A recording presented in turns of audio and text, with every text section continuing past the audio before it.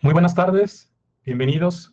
Hoy es 2 de marzo y vamos a dar inicio a la sesión del día de hoy. Esta es la segunda sesión mensual de la AMGH y este es el orden del día. En primer lugar, la bienvenida, enseguida la lectura del acta de la sesión anterior. La participación académica hoy está a cargo del Hospital General de México, doctor Eduardo Lisiaga, con el tema la genética del síndrome de Down a 21 años de la secuenciación del cromosoma 21. Y enseguida tenemos asuntos generales. Como les mencionaba, hoy es 2 de marzo, estamos muy contentos de estar nuevamente con ustedes. Tenemos muchos avisos, tenemos varias cosas importantes que comentarles y espero que todos estén bien, que todos estén sanos y que los que se hayan vacunado empiecen a ser más que los que no lo estamos. Bienvenidos todos. Enseguida vamos a dar lectura al acta de la sesión anterior y para eso le voy a pedir a la doctora Lisette Arnaud que nos haga por favor la lectura. Adelante, doctora. Buenas tardes. A continuación voy a dar lectura al acta de la primera sesión mensual reglamentaria en sesión virtual de carácter multicéntrico en la República Mexicana, siendo las 17 horas del día 2 de febrero de 2021, se reunieron 188 observadores virtuales en vivo, socios numerarios, adscritos y estudiantes, que completaron su registro a través de su cuenta de usuario en la página www.amgh.org.mx con el objeto de celebrar la primera sesión mensual y hacer constar su asistencia, que será añadida al libro de actas. Dicha sesión fue dirigida por el doctor en ciencias José Elías García Ortiz, presidente de la mesa directiva de la Asociación Mexicana de Genética Humana, Asociación Civil, asistido por la doctora en ciencias Lisette Arnaud López, secretaria de la misma. La orden del día fue la siguiente. 1. Bienvenida. 2. Lectura del acta de la sesión anterior. 3. Informe financiero 2020. 4. Presentación de los trabajos ganadores de los premios de investigación Dr. Héctor Márquez Monter a las mejores investigaciones en el campo de la genética humana 2020. 5. Asuntos generales. El doctor García Ortiz dio la bienvenida a los asociados. Enseguida la doctora Arnaud dio lectura al acta de la Asamblea General Anual Reglamentaria, misma que se consideró aprobada al no haber recibido comentario alguno a través de los medios virtuales proporcionados durante la sesión. El doctor García cedió la palabra a la doctora Melba Gutiérrez Angulo, tesorera de la AMGH, quien presentó el informe financiero 2020. Al término, el doctor García Ortiz citó a los ganadores de los premios de investigación, doctor Héctor Márquez Monter, a las mejores investigaciones en el campo de la genética humana 2020. Acto seguido, se dio la palabra al doctor José Manuel Salas Pacheco, médico adscrito a la Universidad Juárez del Estado de Durango, ganador de la categoría Genética de Poblaciones y Epidemiología Genética, quien presentó el trabajo titulado Biomarcadores genéticos y bioquímicos en pacientes con enfermedad de Parkinson. Posteriormente, el doctor Cuauhtli Nachli Azotla Vilchis, médico genetista del Departamento de Genética y Biología Molecular del CIMBESTAP INP, presentó el trabajo ganador de la categoría Ciencias Genómicas, titulado Efectos de los repetidos CTG de la distrofia miotónica tipo 1 en un modelo celular inducible de origen glial. Al finalizar dichas presentaciones, la doctora Juana Inés Navarrete Martínez, vicepresidenta de la MGH, coordinó la sesión de preguntas y respuestas. Y después de una nutrida interacción con los asistentes y ponentes, se dio por concluida la parte académica de la sesión. En asuntos generales, el presidente puntualizó los siguientes datos. A. Se presentó el calendario de sesiones mensuales de la MGH 2021 disponible en la sección de sesiones mensuales. B. Se invitó a asistir a la sesión cultural que se llevaría a cabo vía virtual el 16 de febrero a cargo de la arqueóloga Bertina Olmedo Vela, quien nos hablaría de la Piedra del Sol. C. En relación al 53º curso teórico práctico anual que se realizará del 7 al 11 de junio en forma presencial o virtual, dependiendo de la semaforización de la contingencia. D. El 46º Congreso Nacional de Genética Humana se llevaría a cabo del 9 al 14 de noviembre en la ciudad de La Paz, Baja California Sur, y podrá ser presencial, híbrido o virtual. E. Se dio a conocer el comunicado realizado por el Consejo Mexicano de Genética, Asociación Civil, en conjunto con la MGH, publicado el 31 de enero de 2021. F. Con respecto a las cuotas de asociados 2021, se dieron a conocer el incremento de estas, los datos de la cuenta bancaria, los tiempos para descuento por contingencia. Al día de la sesión se contaba ya con el pago de la membresía 2021 de 102 asociados. G. Se detallaron los datos demográficos de los 300 asociados vigentes del año 2020. H. Se concedió la palabra a los asociados para realizar observaciones. La doctora Silvina Noemí Contreras Capetillo agradeció la oportunidad de hacer más interactivas las sesiones mensuales, además de expresar su inquietud en relación a la posibilidad de solicitar la vacuna contra COVID-19 a las autoridades correspondientes. Misma solicitud que fue aceptada. La química farmacobióloga Luz María Garduño Sarasúa preguntó por los ganadores y menciones honoríficas de los trabajos en el cartel presentados durante el pasado Congreso Nacional de Genética Humana, mismos que fueron mencionados por el presidente. Y, finalmente, el doctor García Ortiz socializó los datos de los contactos en redes sociales, correos electrónicos y teléfono, así como los horarios de atención. La sesión se dio por terminada a las 19:05. Muchas gracias.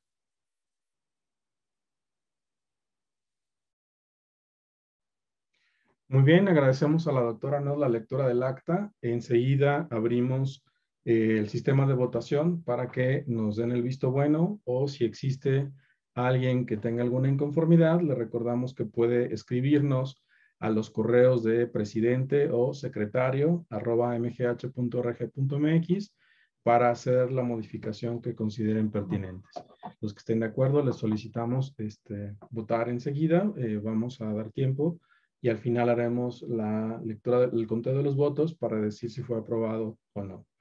Mientras tanto, pasamos a la parte académica de esta sesión. Como les mencionaba, está a cargo del Hospital General de México. Me da mucho gusto darle la bienvenida a Alicia Cervantes para que coordine esta sesión. Aquí tenemos los temas y bueno, sin más, le doy la bienvenida a Alicia. Bienvenida, Alicia, y adelante con la sesión. Buenas tardes a todos. Es un gusto estar con ustedes en esta reunión virtual de la Asociación Mexicana de Genética Humana, a la cual agradezco mucho la oportunidad, en particular a su presidente, el doctor Elías García. Gracias, Elías, por darnos esta oportunidad. Y en esta ocasión les vamos a platicar un poquito de un tema que todos como genetistas conocemos, que es el síndrome de Down, pero pues coincidió con que este año se cumplen 21 años de que se publicó la secuencia del cromosoma 21, de hecho se cumple en el 18 de mayo, y bueno, lo que venimos a platicarles aquí es un poquito, yo les voy a hablar de los mecanismos y su patofisiología, en particular refiriéndonos a el mosaicismo, los efectos de la dosis de algunos genes en particular y de cómo esto lleva a una disrupción de la homeostasis y altera globalmente la transcripción de todo nuestro genoma. Debo señalar que esto que les vamos a presentar era inicialmente un proyecto experimental enfocado a mosaicismo, eso es lo que les voy a platicar lo que tenemos. Es el proyecto de maestría de Estefanía Mejía quien les platicará la segunda parte, y dada la situación prevalente por la pandemia, de hecho voy a cumplir un año siendo personal en resguardo, cambiamos nuestro enfoque de trabajo y ahora lo que les vamos a presentar es un nuevo enfoque, un enfoque bioinformático analizando los MIRNA, que es lo que nos presentará Estefanía. Bueno, como todos sabemos, el síndrome de Down como tal fue descrito en 1886 por John Langdon Down. La trisomía 21 responsable de este síndrome o el causante de las alteraciones en el fenotipo, fue descrito en el 59 por Lejeune, Gautier y Turban, y sabemos también que el síndrome de Down presenta una gran cantidad de datos clínicos en su fenotipo. De hecho, no todos los pacientes tienen los datos, aunque la mayoría de los pacientes tienen los datos, lo cual nos lleva a hablar a la multifactoriedad del síndrome de Down, ¿no? No tener el mismo cromosoma de más completo o incompleto, como vamos a ver, o en todas las células o en forma de mosaico, es solamente responsable del fenotipo, sino que obviamente también interviene el resto del genoma de estos individuos con la trisomía 21, total o parcial, y su interacción con el medio ambiente. En la prevalencia y la incidencia del síndrome de Down han cambiado a lo largo del tiempo. La incidencia se considera de 1 en 700 a 1000 recién nacidos vivos, 2 o 12.8 por 10.000 recién nacidos vivos. Este es dato europeo y obviamente este dato cambia de acuerdo a si las poblaciones están o no sujetas a diagnóstico prenatal. La otra cosa que ha variado considerablemente es la sobrevivencia. Si consideramos que en los años 50 la media era de 26 años y la mediana de 4. En 2010 esta se ha elevado la media a 53 años y la mediana hasta 58 años, teniendo un número importante de pacientes que incluso sobrepasan los 70 años. Pues la prevalencia actual, por ejemplo, en el continente europeo es de 4.9 por 10.000 en todo el continente europeo, pero si excluimos a los países del bloque del este, esta se eleva hasta 6 por 10.000. En el bloque del este sería de 3.3. La otra cosa importante es que nos referiremos a algunos de los datos clínicos en relación a esto, en particular las alteraciones neurológicas y como desde en la segunda plática, pues en particular la susceptibilidad y o resistencia que hay en cáncer en los pacientes con trisomía 21 en cuanto al aspecto clínico. Dada la sesión pasada que tuvimos de la asociación y esta revisión que hemos hecho exhaustiva sobre todo lo que hay publicado sobre síndrome de Down, les presento algunas de las evidencias de que pues el síndrome de Down existe, aunque no como síndrome de Down, desde mucho tiempo antes de su descripción. De hecho, esa figura tolteca en terracota perteneciente a una colección privada data de 500 años de los años 500 de nuestra era. Hay algunas pinturas del Renacimiento. Aquí les muestro dos de ellas donde se señalan fenotipo de síndrome de Down, y este último artículo de Pediatric Research del 2021 dice que esta escultura de un niño que dice dormido con linterna de las termas romanas de Diocletán, que data de entre 298 y 306, también tendría síndrome de Down. Hay muchas más, hay unas figuras colombianas, hay unas figuras olmecas que también dicen que podrían corresponder a rostros de individuos con síndrome de Down. Sin embargo, pues esa es simplemente una curiosidad. Como les mencioné, la secuencia del cromosoma 21 fue publicada en el 2000. Aquí está el tomado del artículo original de Nature.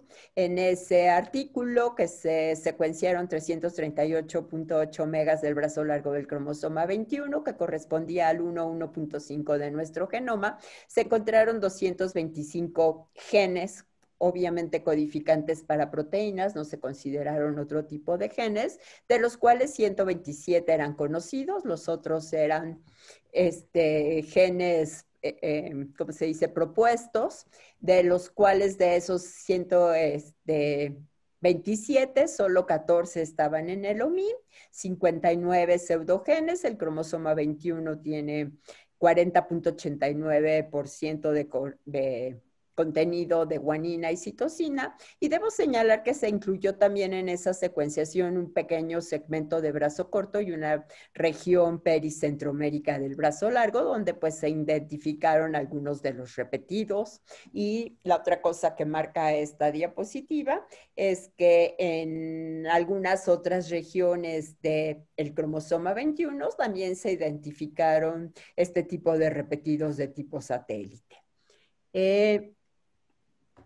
En esta diapositiva les muestro la distribución de genes y las estadísticas del cromosoma 21 de acuerdo a la base de datos Ensemble, donde vale la pena recalcar varias cosas. Es el autosoma con menos genes para proteínas o codificantes. De hecho, si se fijan, la diapo anterior eran 225. 21 años después sabemos que podrían ser cuando más 235, pero sin embargo los números nuevos que aparecen, pues es que ahora consideramos todos los genes no codificantes o los que producen moléculas de RNA funcionales, los cuales parecen ser 424, de los cuales 69 corresponden a RNAs pequeños, esto es de 200 pares de bases o menos, 331 son largos, no codificantes, misceláneos nos quedan entre 200 pares de bases y una KB, que serían 24, 188 pseudogenes y un gran número de variables. Si ustedes ven la figura, van a ver que la distribución de genes codificantes no es homogénea, está desplazada hacia el segmento distal de brazo largo. De hecho, la parte de la región que consideramos crítica para síndrome de Down en la banda Q22 es pues donde hay mayor densidad génica.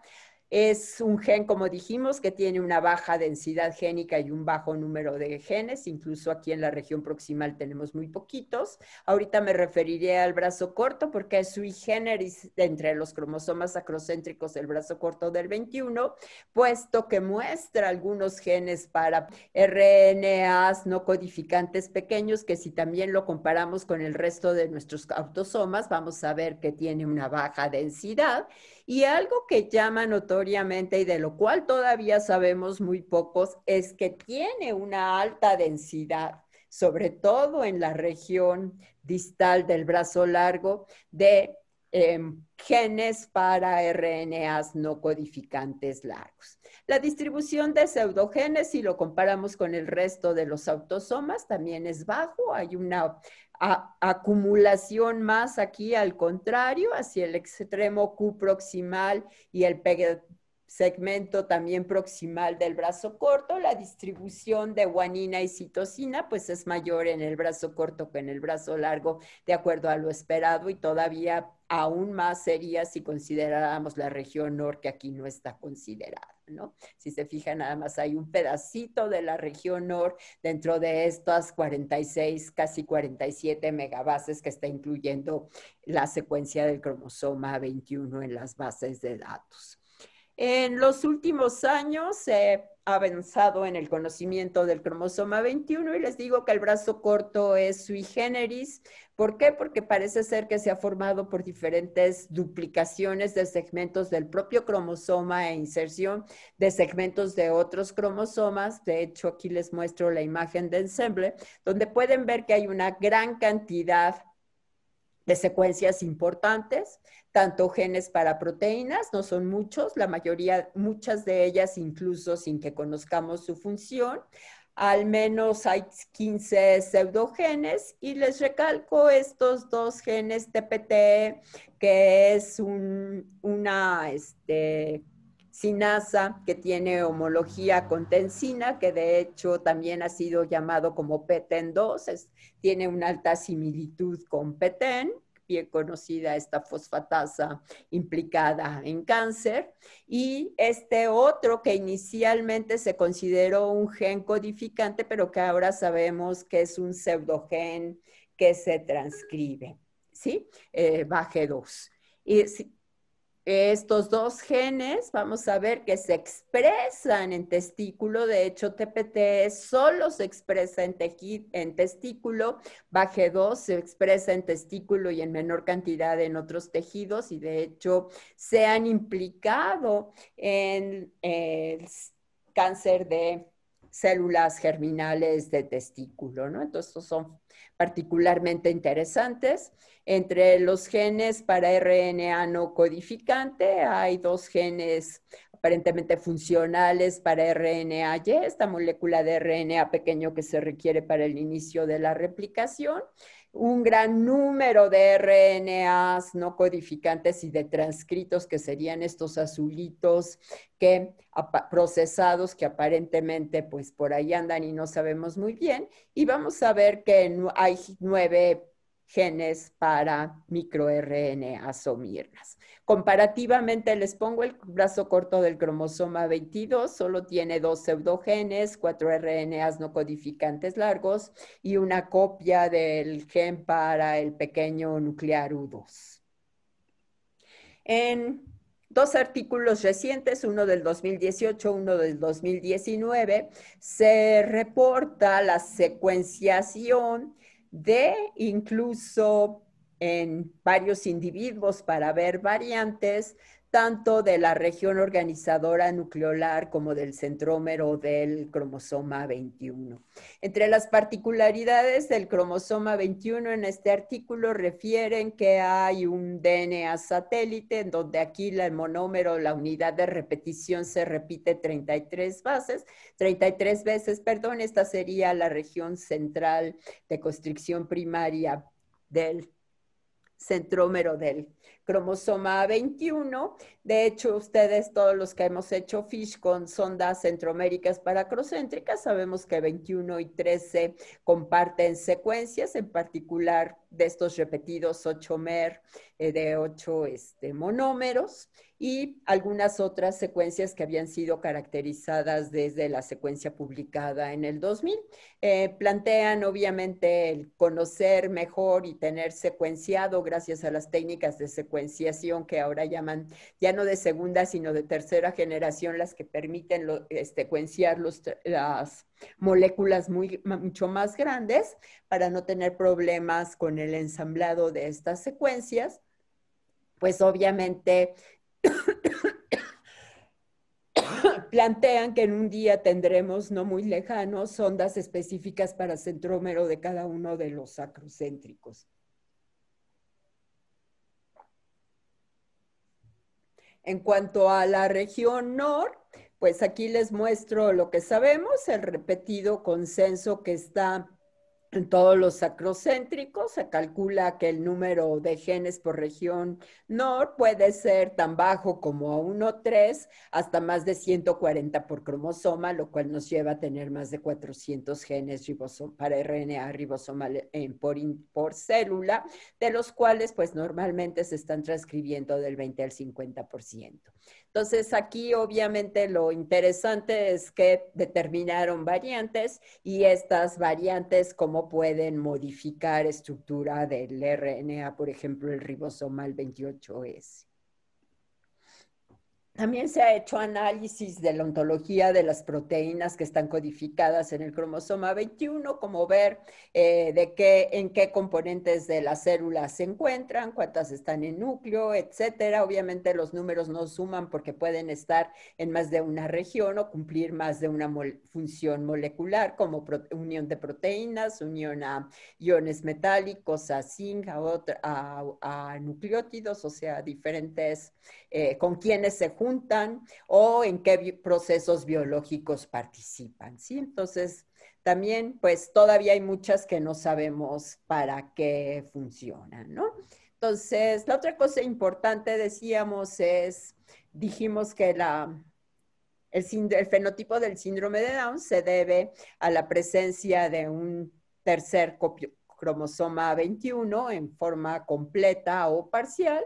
Entonces, la mayoría de los pacientes con síndrome de Down, más o menos 90%, presentan una trisomía regular o libre, es decir, un cromosoma 21 extra en todas sus células. Entre 2 y un 5% pueden ser resultado de una translocación de tipo robertsoniana, fusión céntrica, o en el caso del derivativo 21-21, pues te puede ser un isocromosoma o un isodicéntrico, como vamos a ver en la mayoría de los casos. Y una proporción variable de individuos con fenotipo de síndrome de Down resultan ser un mosaico generalmente con una línea celular normal y una línea con trisomía 21, que esa es la causante de su fenotipo. Este número varía mucho. Las últimas revisiones dicen 2-4%, pero ahorita vamos a ver que esto...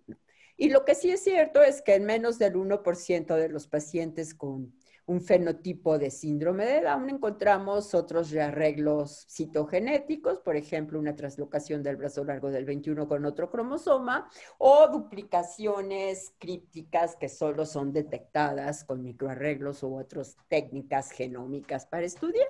Entonces, dado que la mayoría de las pacientes tienen una trisomía regular, pues los factores de predisposición a síndrome de Down, pues todos los conocemos. El único comprobado es la edad materna avanzada, aunque vamos a ver que también otra causa que pues no siempre documentamos es la presencia de mosaicismo para trisomía 21 en la línea germinal. Y actualmente otra causa que está en estudio y que podría ser tema de otra sesión, pues es el efecto de disruptores endocrinos o endocrinológicos que alteran el estado epigenético y la regulación de la expresión génica, el transcriptoma de nuestras células, como el bisfenol A, ¿no? Que está en muchos productos plásticos.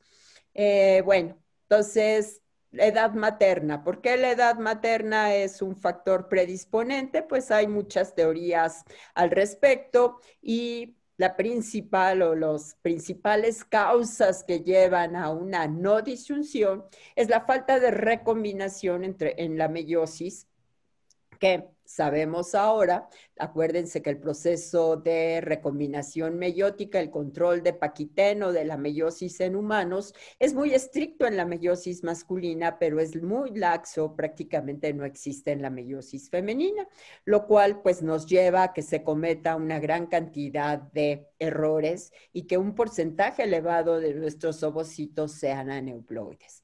Entonces, normalmente nos referimos a ello como la no disyunción o la no separación de los cromosomas homólogos, que sería la separación verdadera, ahorita la retomaremos, o de los cromosomas que no se mantienen unidos porque no hubo quiasmas, pueden segregar juntas las dos cromátidas hacia el mismo lado. Lo que es más frecuente, vamos a ver, hay segregación prematura de cromátidas hermanas de un solo cromosoma o de ambos cromosomas.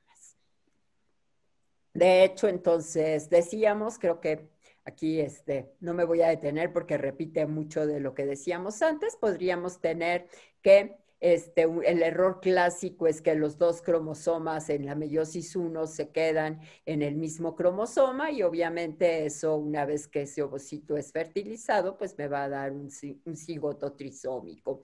La otra cosa que decíamos es que puede haber una correcta segregación en la meiosis 1 y el error ser un error en la separación de las cromátidas hermanas, lo cual también me llevaría a una trisomía. La otra cosa que decíamos es estos cromosomas, aunque sí recombinaron, pueden haber perdido los quiasmas y eso llevar a un alineamiento individual de uno de ambos y a llevarme a una segregación prematura de las cromátidas hermanas. O decíamos una predivisión, o sea, se separaron ambos cromosomas y me quedó la trisomía. Hay un trabajo que acaba de salir publicado en el American Journal of Human Genetics de los campeones de la neuploidía, Terry Hassel y la doctora Hunt, donde estudian recombinación y el efecto en la no disyunción y también el efecto de la edad materna en los ovocitos de 160 productos de aborto electivo, es decir, productos sanos, que están, como ustedes ven aquí, la estadística, en un rango de 15 a 24 semanas de gestación, las edades maternas de 18 a 42 años. Entonces, lo que ellos estudian por diferentes técnicas, una de ellas inmunohistoquímica, aquí es la ausencia de FOSI para MLH1, lo cual indica que son cromosomas en donde no hubo recombinación y que ellos los marcan como exchange cero, ¿no? Con cero intercambio. Entonces, lo que les muestro aquí en este trabajo que es muy interesante están analizadas las 160 muestras de los ovarios de estos fetos y los circulitos llenos marcan los ovocitos en los cuales había al menos un cromosoma que no había recombinado. De hecho, el número de intercambios, como ustedes ven, es altamente variable, desde 31 hasta 132, y obviamente la cantidad de ovocitos con más eventos, pues es diferente. Aquí es los individuos por simplemente el número de orden en que entraron. Obviamente, cuando esto se analiza por edades, podemos ver que a mayor edad materna se incrementó el número de ovocitos con cromosomas que no recombinaron, y esto también resultó particularmente interesante de acuerdo a la edad fetal. Mientras mayor era la edad fetal, también aumentaba el número de ovocitos con datos estadísticamente significativos. Y por otra parte, también es interesante señalar que pues en las 2/3 partes de los cromosomas que tenían eventos cero de recombinación o de intercambio correspondían a los cromosomas del grupo G. Entonces, decíamos, esta es parte de lo mismo, la voy a pasar muy rápida, simplemente que la recombinación es importante para que se puedan generar los quiasmas y haya segregación. Entonces, con los cromosomas que no recombinaron, pues pueden pasar varias cosas, que es como esta, que se colocan cada uno en el uso mitótico por separado, y podemos tener en ambos una segregación prematura de las cromátidas hermanas, lo cual pues obviamente en una de estas células, en la siguiente división, pues vamos a perder el miembro de ese y el otro me va a quedar duplicado.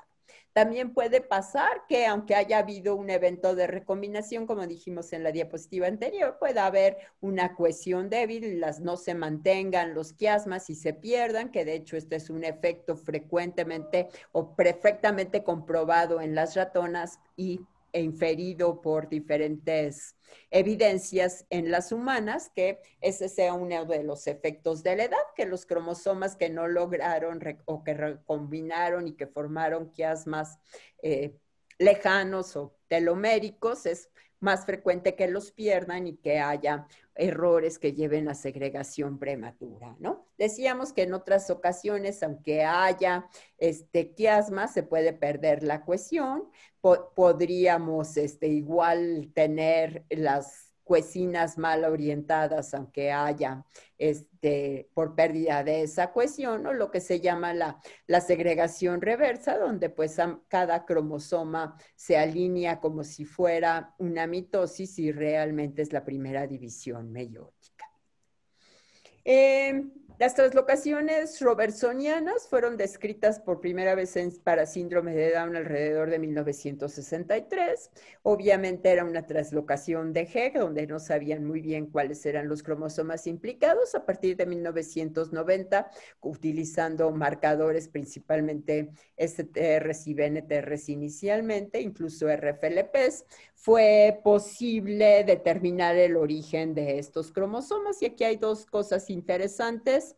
Hay que resaltar que en los casos de translocaciones robertsonianas, de nuevo, sin importar cuáles son los cromosomas implicados, por lo general son de origen materno, mientras que cuando hay la formación de isocromosomas o isodicéntricos del 21, como frecuentemente ocurre, como este que está marcado aquí en el FISH, Estos tienen la mitad de origen paterno, la mitad de origen materno. Y la otra cosa interesante es este trabajo del 2008, donde utilizan para hacer un PCR cuantitativa con estos genes que dijimos que están aquí en 21P y ver la dosis génica en relación a un gen del brazo largo y obviamente eso demostrar inequívocamente dónde estaban los puntos de ruptura en la mayoría de los cromosomas que les muestro aquí que vienen de los derivados 21, 21, 14, 21 que ustedes ven acá, pues tenemos puntos de ruptura por aquí, aunque como les decía, pues por Fish hemos demostrado que hay discéntricos. Entonces, los adelantos tecnológicos nos permiten conocer un poquito más de cómo está esto, y esto podría ser interesante, no hay ningún trabajo publicado, para ver las diferencias, o sea, hay trabajos muy viejos que sí trataban de decir que no había diferencias entre los pacientes que tienen síndrome de Down por una translocación robertsoniana, por un rearreglo de fusión céntrica, versus los que tienen una trisomía normal, pues sería interesante ver cuál es la participación de estos genes de brazo corto del 21. La otra cosa interesante es midiendo los eventos de recombinación, se llega a la conclusión de que al formarse la mayoría de estos rearreglos de nuevo en la meiosis femenina, porque generalmente encontramos la 14-21 más en individuos con fenotipo con síndrome de Down que en individuos portadores asintomáticos, ¿no? Con 45 cromosomas. Y es por los eventos de recombinación que son mayores en la meiosis femenina. Y también se ha postulado que eso es lo que lleva a que se produzcan la mayoría de las robertsonianas por daño a DNA y mecanismos de reparación en el nucleolo. En cuanto a mosaicismo, los primeros reportes están cumpliendo 60 años, son de 1961. La primera paciente fue un paciente de 11 meses que tenía fenotipo de síndrome de Down sin cardiopatía y sin otras alteraciones y que fue reportado obviamente en la era prebandas.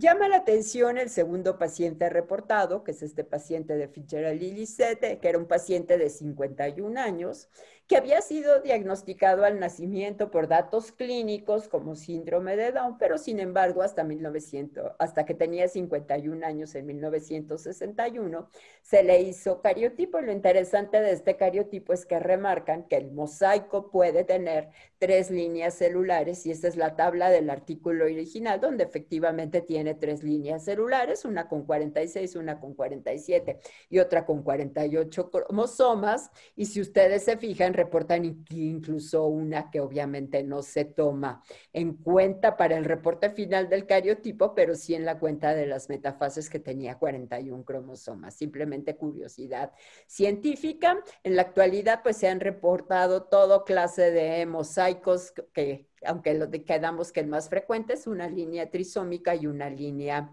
euploide normal, aunque tenemos mosaicos también para todas las anomalías estructurales, para robertsonianas con otras aneuploidías, etcétera.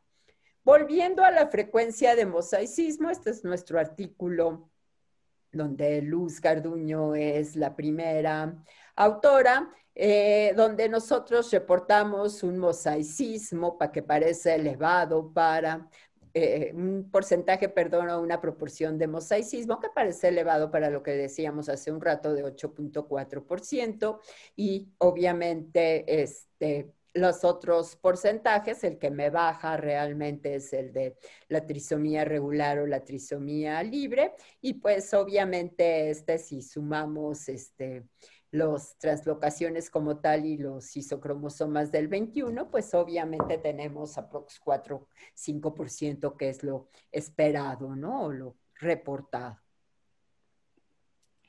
Esta es nuestra tabla comparativa. Incluso aquí hay otro trabajo mexicano del grupo de la doctora Pinto, donde su frecuencia de mosaicos era casi 40%. Y aquí siempre nos hemos cuestionado por qué la frecuencia de mosaico cambia mucho. Una explicación es el número de metafases que leemos. obviamente ustedes saben que si leemos 30 metafases podemos detectar un mosaico que esté entre 8 y 15% dependiendo de la confidencialidad o la sensibilidad del método, desde el 90 hasta el 99%.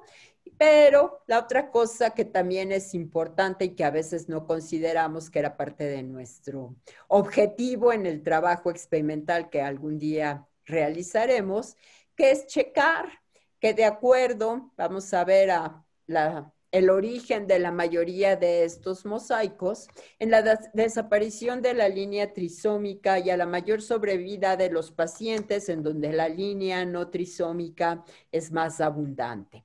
Entonces, eso también tiene que ver con las edades de nuestros pacientes, como veremos ahora. En el Hospital Infantil de México, donde también colaboré en el reporte de sus datos estadísticos, que son bastante más, son casi 2,000 pacientes. Los nuestros del general eran simplemente 510 en 25 años. Aquí su frecuencia de mosaico, incluso se fijan, pues es muy baja, es 1.61%. No se alcanza a ver, ahorita vamos a ver, un efecto de edad en las pacientes con mosaicismo, y en este caso, de acuerdo a los revisores del artículo, nos hicieron quitar una tablota y poner una tablita donde solo comparáramos con poblaciones en los cuales hubiera un número comparable de individuos al que nosotros estábamos comparando. Y si ustedes se fijan aquí, pues igual varió muchísimo la cantidad o la frecuencia de mosaicos.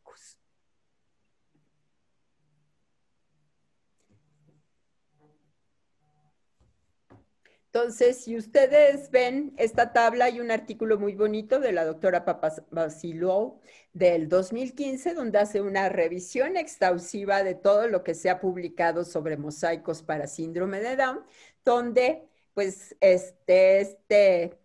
a las revisiones que hizo aquí llegó hasta el 2013, aunque publicó al 2015, no están incluidos nuestros trabajos, pero pues hay ninguno en México. Pero si ustedes ven también, la frecuencia de mosaicos va más del 30% hasta menos del 1%. Entonces, el número de individuos estudiados varía mucho. Aquí en algunos trabajos se incluyen también estudios prenatales, lo cual también se ha mencionado, podría ser otro factor que me modifica la frecuencia de mosaicos. Entonces, aquí estamos partiendo de individuos que tienen un fenotipo de síndrome de Down para buscarles hacer un diagnóstico por cariotipo, y a veces incluso todos los clínicos lo saben, nos dicen, puede ser un mosaico. ¿Por qué? Porque le ven menos datos clínicos, ¿no? Eso es algo que todos sabemos, aunque no lo tenemos comprobado.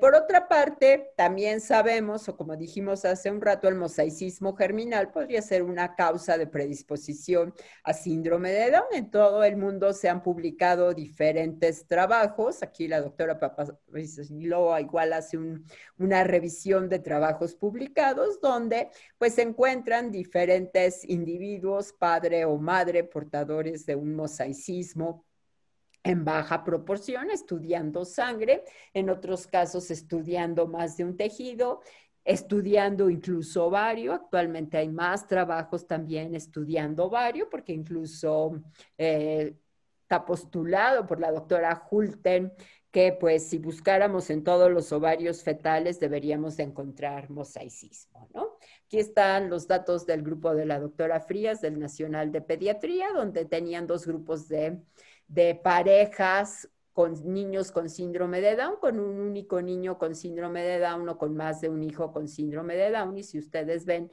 pues el porcentaje a que correspondió los dos individuos que encontraron en cada grupo, pues es diferente claramente. Este es un artículo de la doctora Hulten, donde dice que, y del grupo ruso de estudio de aneuploidía, donde dice que si pues a todos nos contáramos 100 o más células o núcleos, 200 núcleos, seguramente descubriríamos que todos tenemos un toque de síndrome de Down o por ahí alguna molécula, alguna célula con 3 cromosomas 21. De hecho, FISH en ovario, en cerebros de pacientes con síndrome de Down y en cerebros también de autopsia con individuos con enfermedad de Alzheimer, donde vamos a ver que aquí al revés no tienen fenotipo de síndrome de Down, pero ¿quién no nos dice que era inicialmente ya un mosaico en baja proporción y por eso tienen trisomía 21 en algunas de sus neuronas, ¿no? Y este es un factor, vamos a ver, predisponente para enfermedad de Alzheimer, o incluso hay artículos actuales que dicen que tener un cromosoma 21 de más en forma regular o en trisomía, pues prácticamente es una condena de que en algún momento de la vida se va a desarrollar enfermedad de Alzheimer al 100% si llegan a los 70 años. Decíamos que entonces aquí es importante cómo se generaron, igual con marcadores moleculares, cómo se generan la mayoría de los mosaicos. Ahora sabemos que más de la tercera parte de los mosaicos para síndrome de Down que hemos estudiado proceden de un cigoto trisómico, por lo tanto vamos a ver qué corresponden a esto. Tenemos un evento de no disyunción que genera un gameto trisómico, generalmente el materno, y un segundo evento que me lleva a lo que sería un rescate trisómico. Una minoría de ellos realmente son un evento en el cual la neuploidía aparece como un evento posigótico. ¿Qué quiere decir esto? Que el cigoto viene de gametos normales y que en una de las divisiones mitóticas va a haber una no disyunción de las cromátides, una no disyunción de las cromátides hermanas, o incluso estos errores también de separación prematura y las dos migrar hacia el mismo lado, la línea monosómica para el 21 desaparece y obviamente me queda la línea con la euploide y la línea trisómica.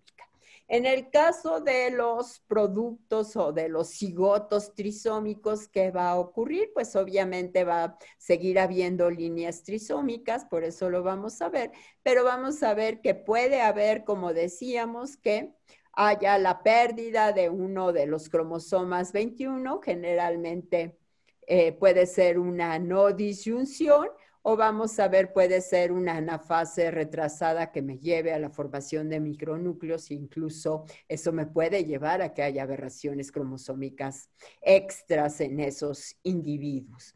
Aquí la otra cosa que puede ocurrir tanto si es por una no disyunción como por una anafase retrasada que se produzca el rescate trisómico es que me puede llevar a que se genere disomía uniparental, dependiendo si se conservó o se perdió el cromosoma paterno o uno materno. Hasta el momento no se ha reportado que haya cromosomas o genes improntados en el cromosoma 21. La disomía uniparental que se ha reportado tanto en individuos sin necesidad de que haya trisomía 21, simplemente por disomía uniparental, ya sea por un rescate trisómico muy temprano, por complementación de gametos o rescate de una monosomía, no ha indicado que haya un fenotipo anormal por alteración de impronta. Sin embargo, siempre cabe la posibilidad de que la disomía uniparental me lleve a homocigosidad para alguna mutación, para algún alelo recesivo presente en esos cromosomas y que me podría modificar el síndrome de Down. Por ahí hay uno que otro reporte de enfermedad monogénica con síndrome de Down. Habría que preguntarnos si no por ahí tienen un mosaico con disomía uniparental. Entonces, aquí entra otra pregunta. Generalmente, en la mayoría de los textos dice que pues si es un mosaico no tengo efecto de edad materna y esto es importante para cuando dan un asesoramiento genético. Si dijimos que más de las 2/3 partes de los mosaicos para trisomía 21 se generan por un rescate trisómico, pues obviamente la mayoría vienen de una no disyunción en la meiosis materna. Y aquí les muestro simplemente los datos de Inglaterra y Gales, que son muchísimos pacientes pacientes estudiados. Si se fijan, son más de 10,000 pacientes.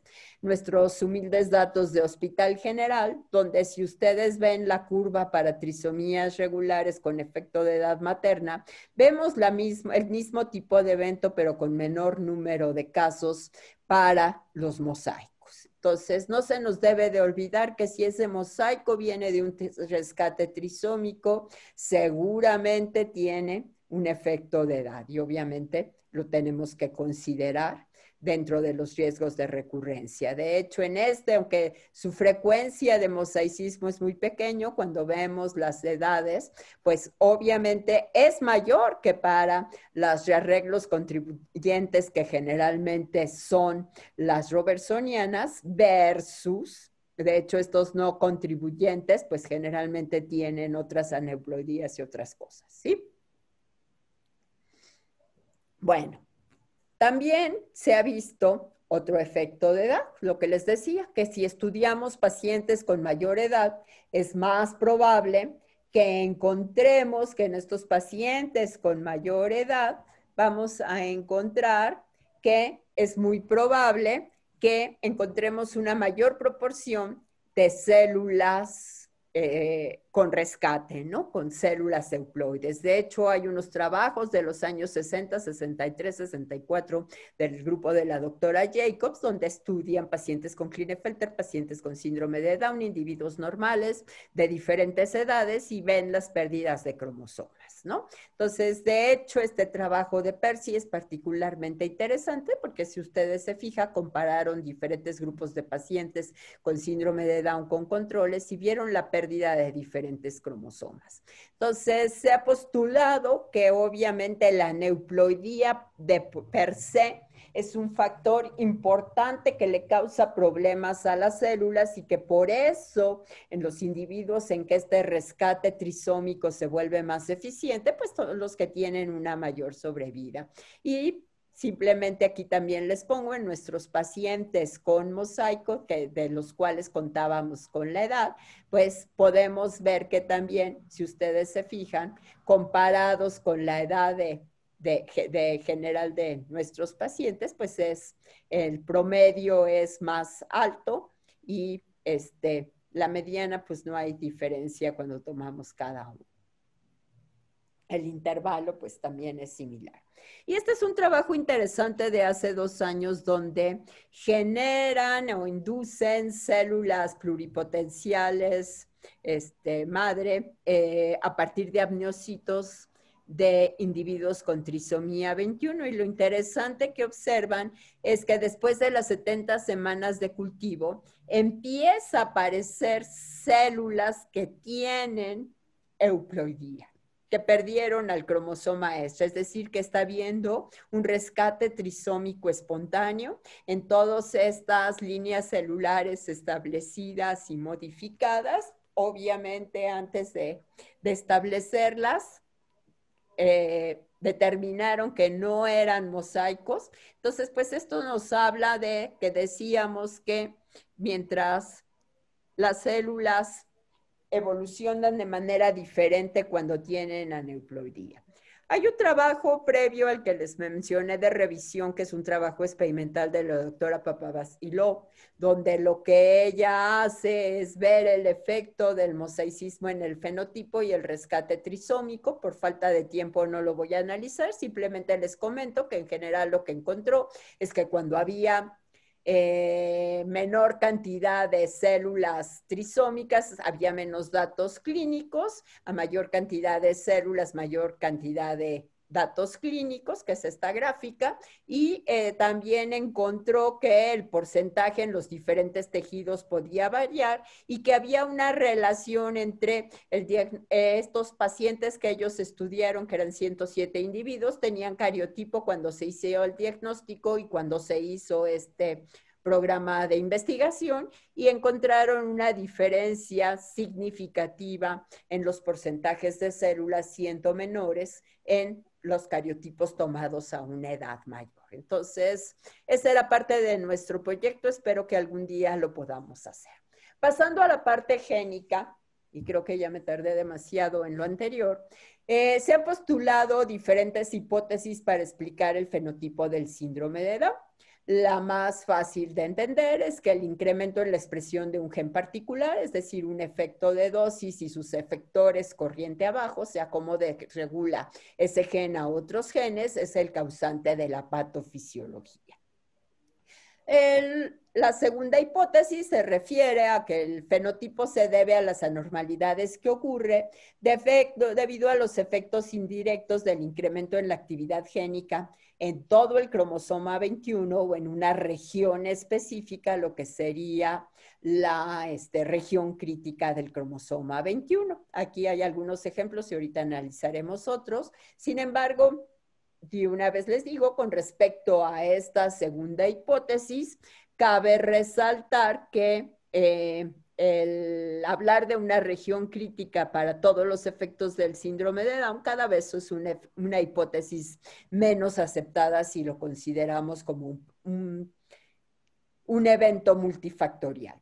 Y quizá esta sea la más nueva y bastante llamativa, es que el fenotipo sea consecuencia de la trisomía per se de la neuploidía, y que obviamente el que una célula sea aneuploide causa disrupción en la fisiología, y que estos cambios en la fisiología es independiente de la identidad de los genes triplicados, es decir, se debe simplemente al estado aneuploide. Entonces vamos a ver que eso, pues obviamente se ha visto que en diferentes células aneuploides, pues conduce a cambios que causan defectos en la proliferación, causan signos de estrés, inestabilidad genómica, cambios en la morfología, que sobre todo parecerían estar relacionados con la síntesis de lípidos de membrana nuclear, ¿no? Este trabajo que les menciono aquí, que viene acá, es un trabajo muy interesante porque estudiaron la expresión génica en fibroblastos de diferentes trisomías, 21, 18 y 13, líneas establecidas, y vieron cosas interesantes donde los niveles de proteína no siempre correlacionan con los niveles de una expresión incrementada de los mensajeros con la transcripción, y veían efectos similares, vamos a ver, independientemente del cromosoma. Aquí entre ellos, menor viabilidad, alteraciones, como dijimos, en el metabolismo de lípidos, y algo que resulta interesante porque podría ser algo que ayude a que los pacientes con síndrome de Down tengan menos problemas neurodegenerativos o otro tipo de problemas que van apareciendo a lo largo del tiempo, es esta dependencia a la serina incrementada, ¿no? O sea, a lo mejor darles alimentos ricos en serina simplemente puede ser un buen tratamiento. Aquí les pongo ejemplos de un gen del cromosoma 13, un gen del cromosoma 18, dos genes del cromosoma 21, y tienen los dos primeros son trisomías 13, los dos segundos son trisomías 18, todos estos son trisomías 21, y estos son los controles, y donde ustedes ven que independientemente de qué cromosoma hay individuos que tienen una expresión aumentada, y en otros, pues si ustedes ven, pues no hay mucha diferencia.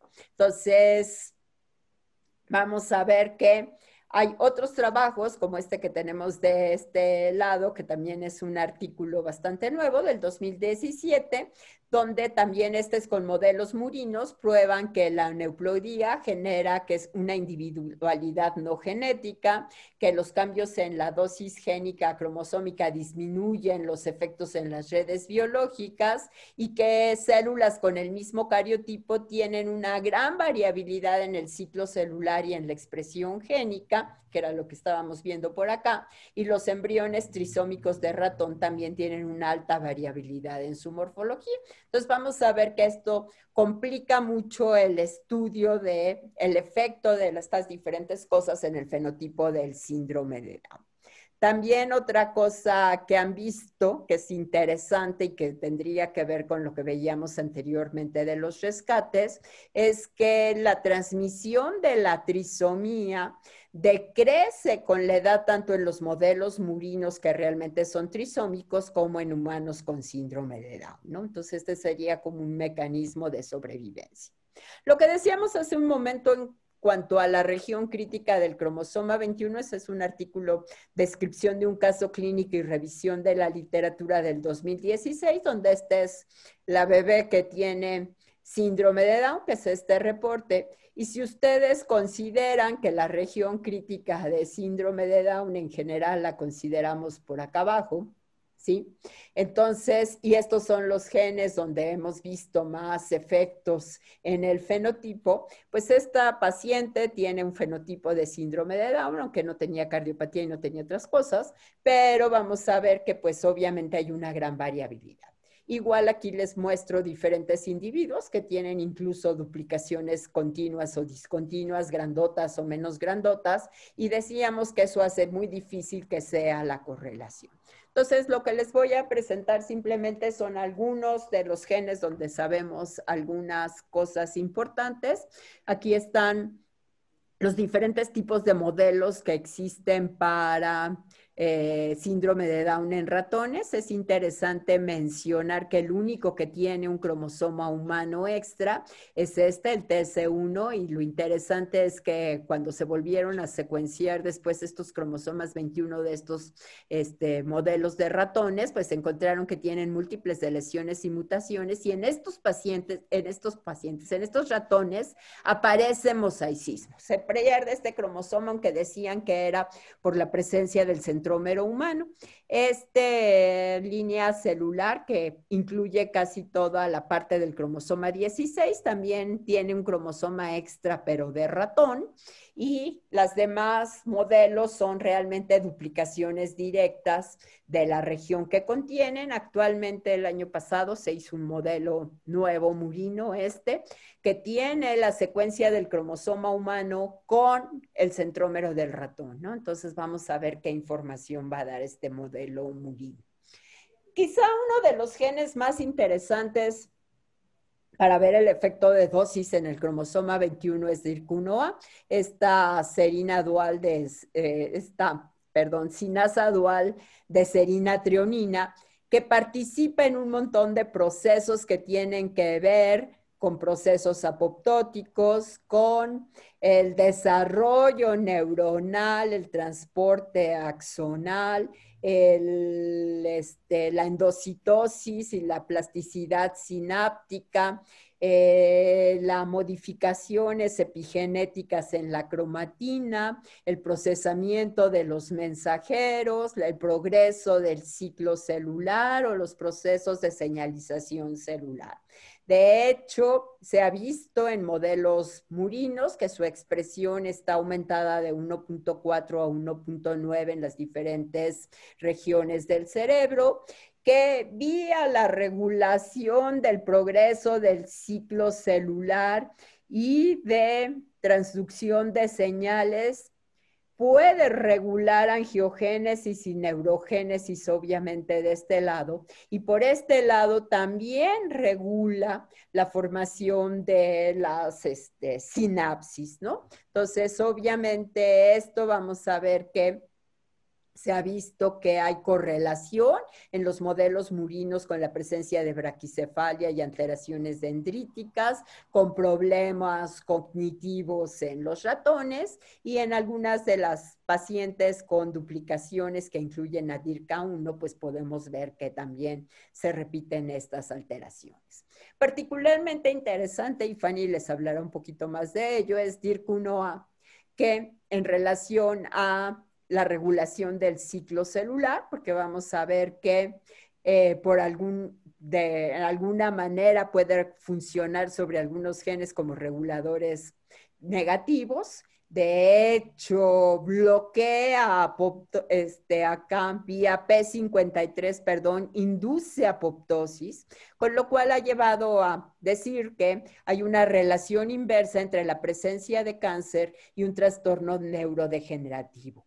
lo cual sería válido para los pacientes con síndrome de Down, donde vamos a ver que ya dijimos que prácticamente a los 40 años, y ahorita les debo de poner esa diapositiva, de hecho, es la edad del diagnóstico de demencia, que decíamos que pues los que llegan acá prácticamente todos, y de hecho hay estudios, como les decía, que prácticamente los cerebros a los 40 años, incluso un poco antes de los 40 años, todos muestran datos de neurodegeneración.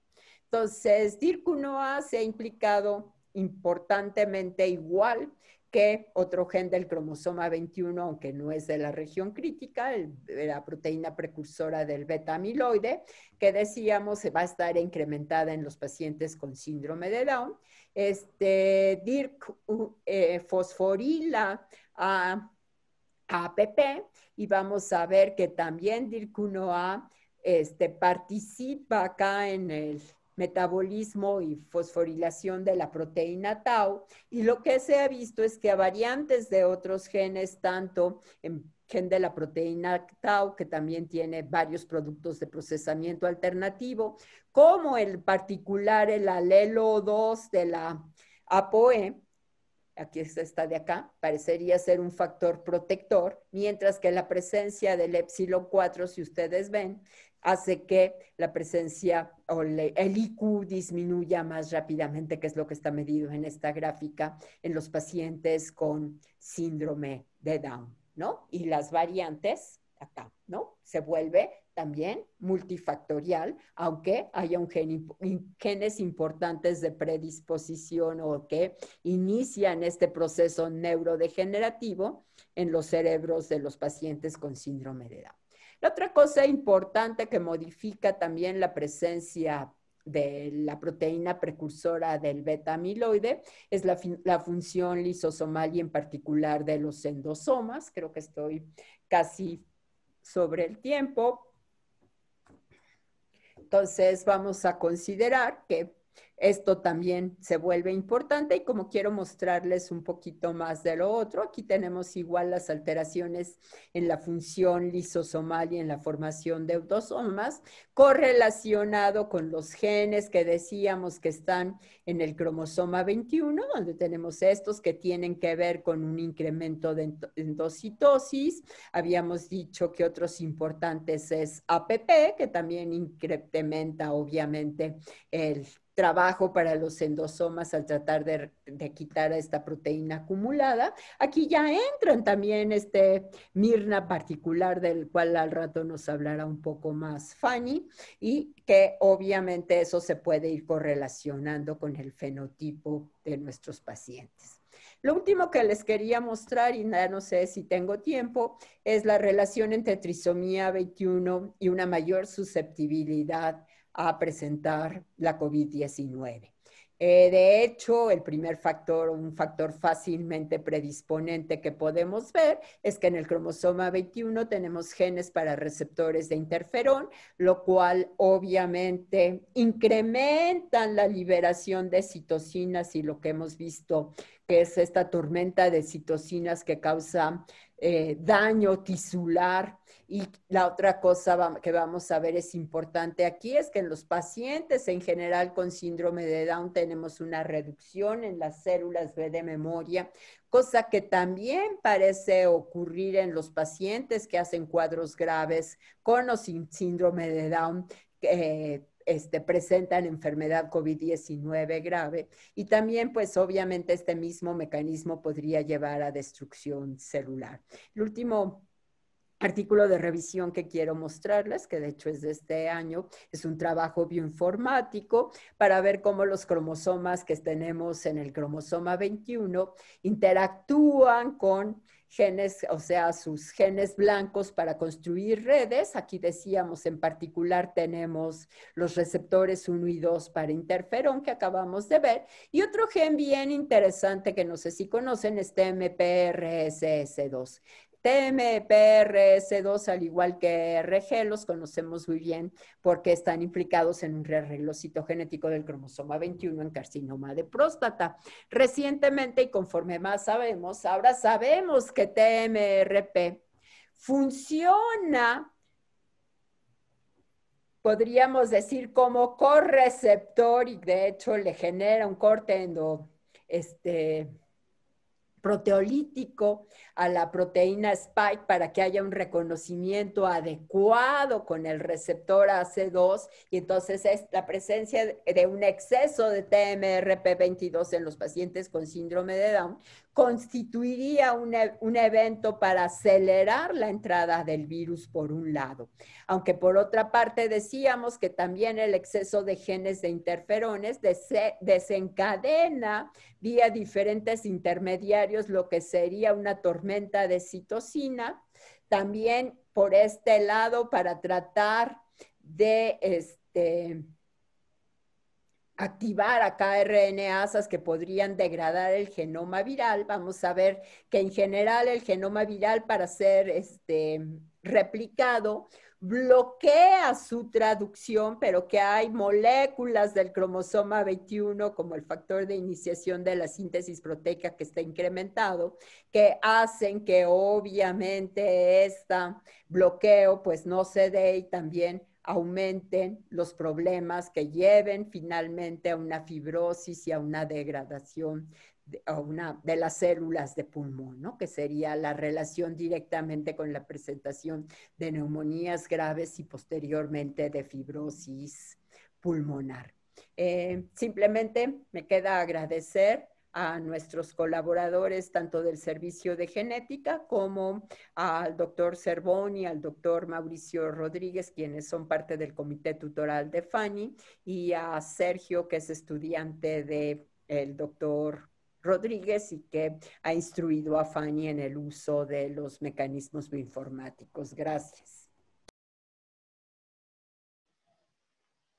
Buenas tardes, le agradezco al doctor Elías García la invitación y a la mesa directiva de la AMGH. El día de hoy voy a hablar de los genes del cromosoma 21 y su relación con cáncer. Algunos son factores de protección o de susceptibilidad, con un enfoque bioinformático hacia los microRNAs de este cromosoma.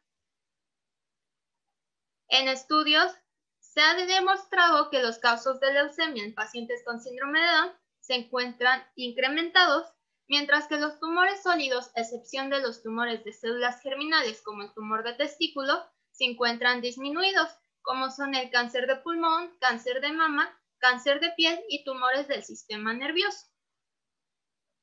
Algunos genes de protección para tumores sólidos son el ETS2, que junto con P53 lleva a la apoptosis mitocondrial, lo que impide el desarrollo de los tumores, o bien el gen DYRK1A, del que ya les habló la maestra Alicia, pero que adicionalmente puede funcionar como un supresor de tumor, ya que algunos de sus proteínas blanco son algunas proteínas del complejo DRIM, P53 y REST, que actúan como supresores de tumor.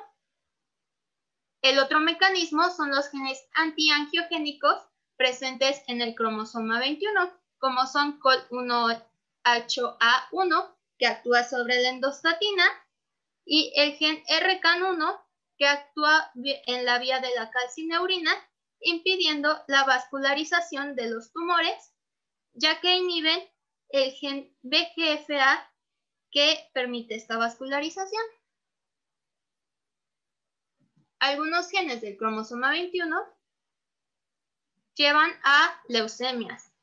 Del 10 al 20% de los pacientes con síndrome de Down presentan tempranamente un desorden mieloproliferativo transitorio y de estos hasta el 30% puede desarrollar una leucemia aguda mieloide, ya sea una megacarioblástica o bien a un riesgo 27 veces mayor de desarrollar una leucemia linfocítica aguda.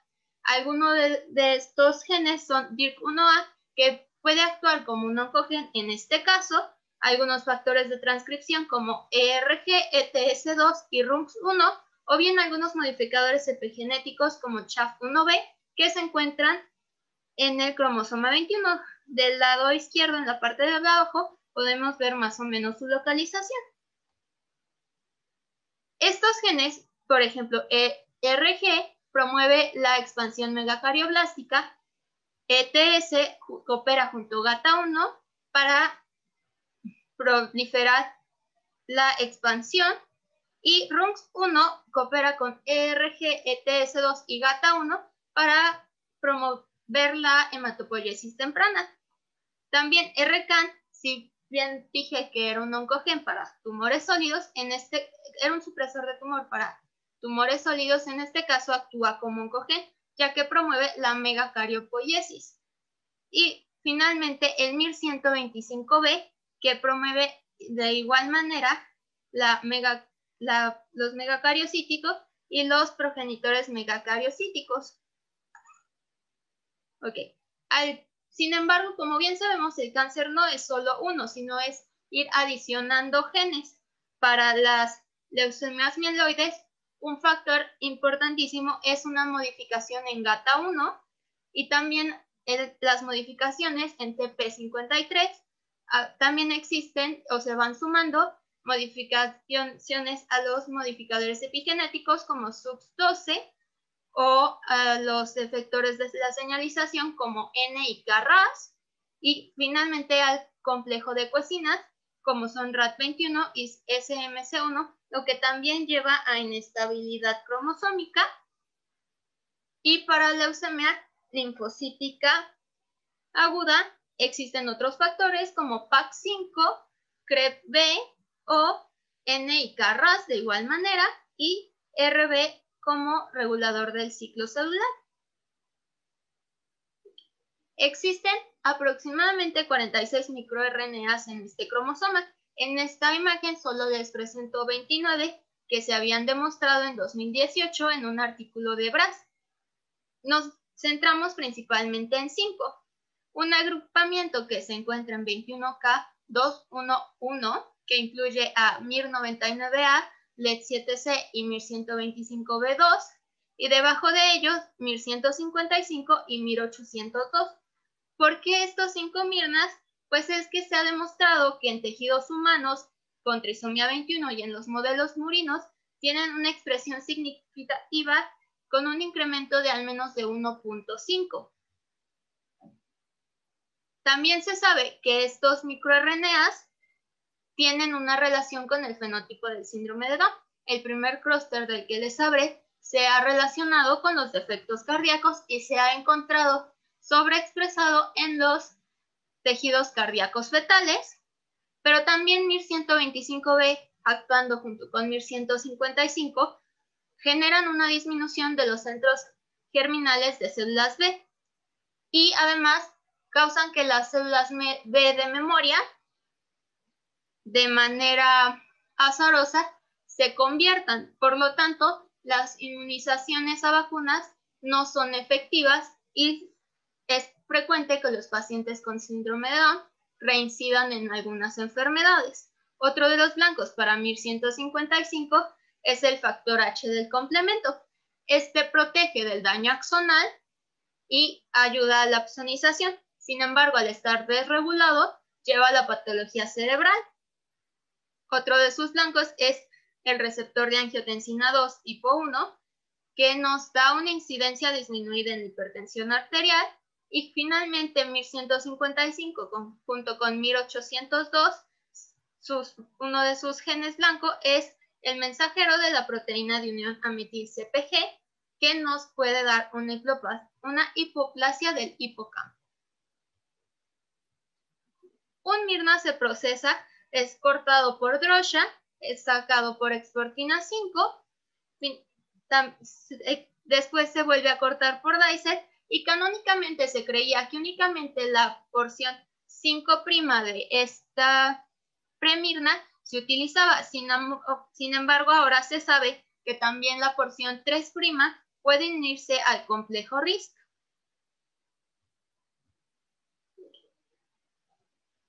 Nosotros, debido a la pandemia, nos enfocamos en nuevas metodologías para aprender conocimiento. En este caso, usamos una metodología bioinformática. Estamos utilizando 2 herramientas de predicción de genes de blancos. La primera es MIRWalk, que predice los genes blancos para nuestros microRNAs basándose únicamente en la secuencia y en complementariedad de nucleótidos. Y la segunda es MIR-Target Link Human. Esta nos demuestra que hay evidencia experimental de la interacción entre el microRNA y nuestro gen blanco o nuestro mensajero blanco. Y finalmente les muestro mis 9 transcritos que estoy usando. LED7C, MIR99A, MIR125B, MIR155. Se sabe que tienen tanto la porción 5P como la porción 3P. Sin embargo, para el 1802 únicamente se ha encontrado la porción 5P. Si en algún artículo encuentran como HSE LED7C sin decir la siguiente parte, se asume que es 5P.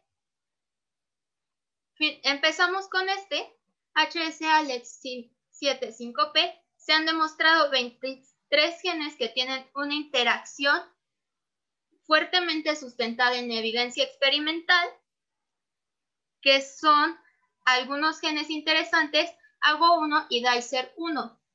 Esto es importante porque es parte del procesamiento de los microRNAs y en síndrome de Down se sabe que todo el procesamiento está desregulado en microRNAs y tiene algunos genes también que son parte de las vías de cáncer, como son PBX2, NRAS, MYC, MAP4K3, BCL2L1 y mTOR. Estos genes, al ser suprimidos por este microRNA, puede ser una de las causas de supresión de tumores sólidos.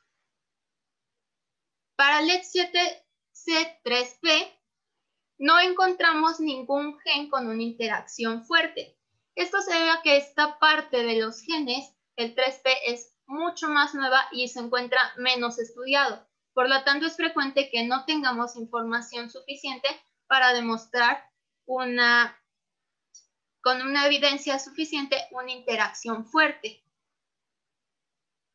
MIR99A, 5P, de igual manera presenta algunos genes interesantes como es AGO2, que es la proteína argonauta que participa en el complejo de RISC, que como ya les mencioné, se involucra en la desregulación de los microRNAs, y el gen mTOR.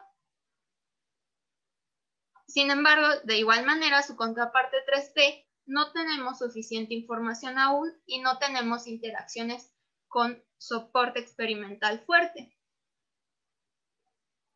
MIR125B 5P presenta algunos genes de igual manera en las vías de cáncer, como son ERB2 y ERB3 y BCL2L2, pero también presenta algunos genes que pueden actuar como supresores de tumor, que son TP53 y BAC1. BAC1 se encuentra principalmente en cáncer de testículo, como una proliferación no dependiente de andrógenos. Sin embargo, estos, al ser desregulados por MIR125B, nos va a dar un funcionamiento como oncogen. Entonces, como les digo, hay unas partes que se suprimen, pero también puede actuar como oncogen dependiendo del tipo de cáncer del que estemos hablando. El MIR155 5P es el gen que tenemos con mayor número de interacciones, tanto fuertes, que tiene 279, como con un menor número de evidencia, que son 609. Y sabemos, como les mostré al principio, que está muy relacionado al fenotipo de síndrome de Down. Por lo tanto, esto lo vuelve un buen blanco terapéutico y tiene también algunos genes interesantes pertenecientes a las vías de cáncer, como son MET, MYC, MAP2K, BECFA y RAS. Y finalmente, MIR155-3P presenta solo 2 genes con una fuerte suposición de evidencia, que son PTEN, que es un homólogo de la fosfatasa, y tensina, que actúa como supresor de tumor, y IRAK3, que es un receptor de interleucina 1 asociado a sinasa. Este puede estar encontrado en la respuesta del sistema inmune. Para MIR125B 3P solo encontramos una interacción fuerte, que es el IGF-1R, que es el receptor de factor de crecimiento, semejante a la insulina, y está asociado a la desregulación transcripcional en el cáncer. Y finalmente, para 1802, se conoce la proteína de unión a metil-CpG2. Esta, además de lo que les comenté anteriormente, relacionada a la hipoplasia en el hipocampo, también nos da una desregulación de los factores epigenéticos. Finalmente, aquí les muestro a las vías principales de los blancos moleculares de los mirnas analizados. A partir de los 9 transcritos que les mostré al inicio, se realizó mediante Mirwald, que predice los blancos únicamente por la secuencia. Sus posibles blancos son más de 9000. Y se utilizó el análisis con la Kyoto Encyclopedia of Genes and Genomes, que nos da cuáles son las vías en las que estos genes blancos se encuentran involucrados. Nos parece muy interesante que algunas de las vías más importantes son las vías del cáncer, como vemos la segunda, la de proteoglicanos en cáncer, gliomas, la vía de señalización de RAS, cáncer de pulmón de células no pequeñas, vía de señalización de RBB, vía de señalización de MAP sinasas, vía de señalización de RAF, melanoma, cáncer pancreático, cáncer gástrico, que como vimos al principio, a diferencia de los demás tumores sólidos, se encuentra un poco incrementado, y el cáncer de mama, lo que nos lleva a pensar que estos microRNAs pueden ser unos blancos terapéuticos que son los encargados de la disminución de los tumores sólidos en los pacientes con síndrome de Down. Y no me queda nada más que agradecerme a todos los colaboradores para este trabajo.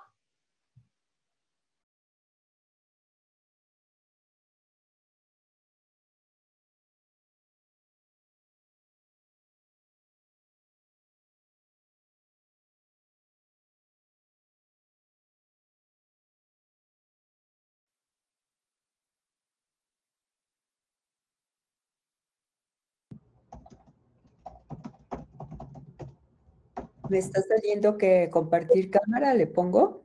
Sí, por favor. Pero no me deja. Vamos a activar el audio, por favor.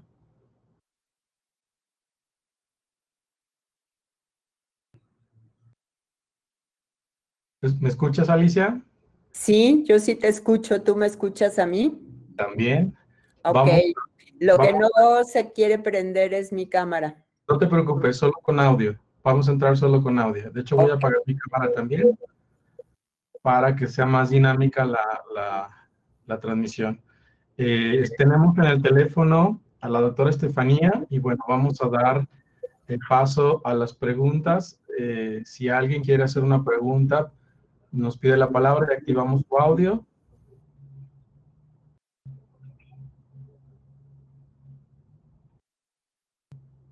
Bueno, mientras empiezan las preguntas, hay una felicitación de Leda Torres. Felicitaciones a Lisa y Fanny. Una pregunta para Fabi. Hay un salto tremendo entre los que encuentran en su búsqueda de informática y proponer un blanco terapéutico. ¿Cómo lo harías? Bueno.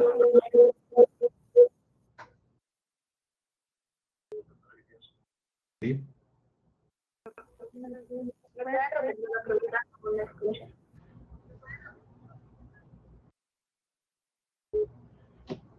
Un segundo, es que se nos está ciclando el audio.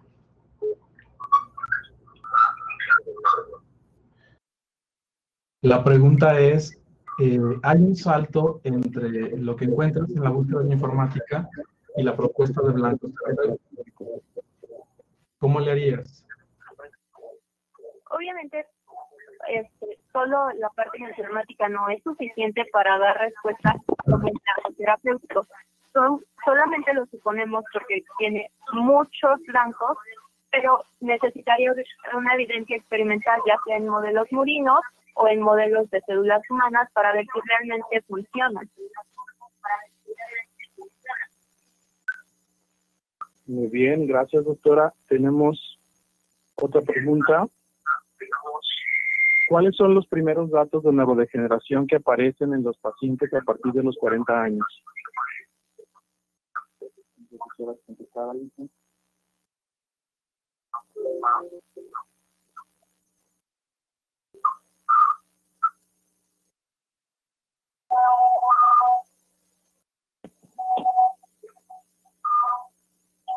¿Me escuchas?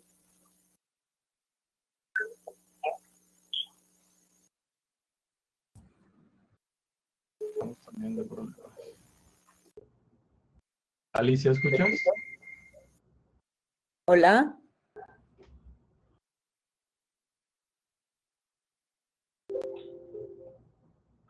Alicia. Hola.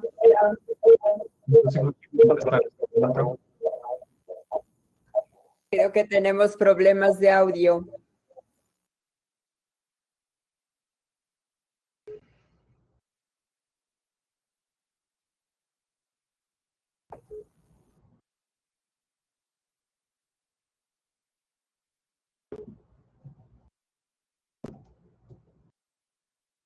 Doctores, si pueden hablar solamente a los teléfonos, por favor, y deshabilitar sus micrófonos. Lo tengo deshabilitado. Sí, Alicia. Alicia me escucha.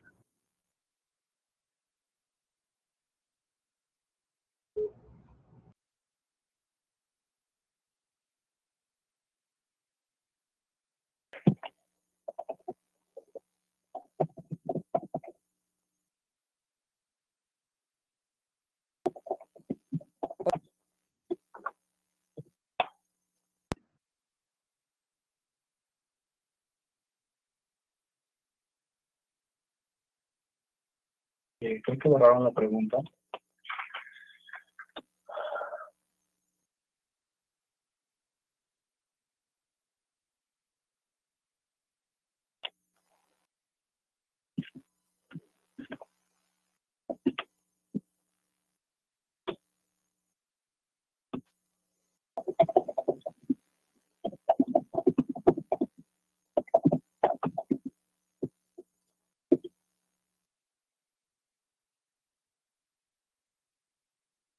Voy a pedir, por favor, que las preguntas nos las escriban al chat. Voy a pedir a soporte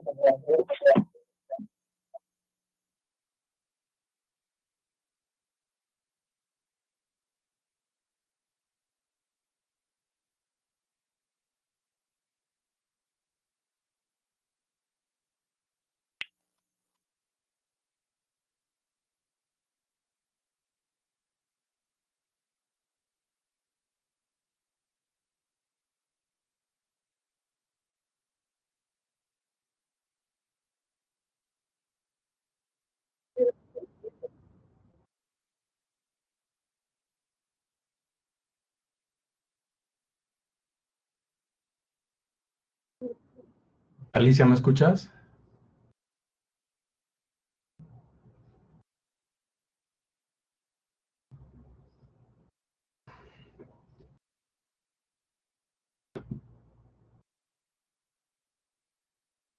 No sé si me están escuchando.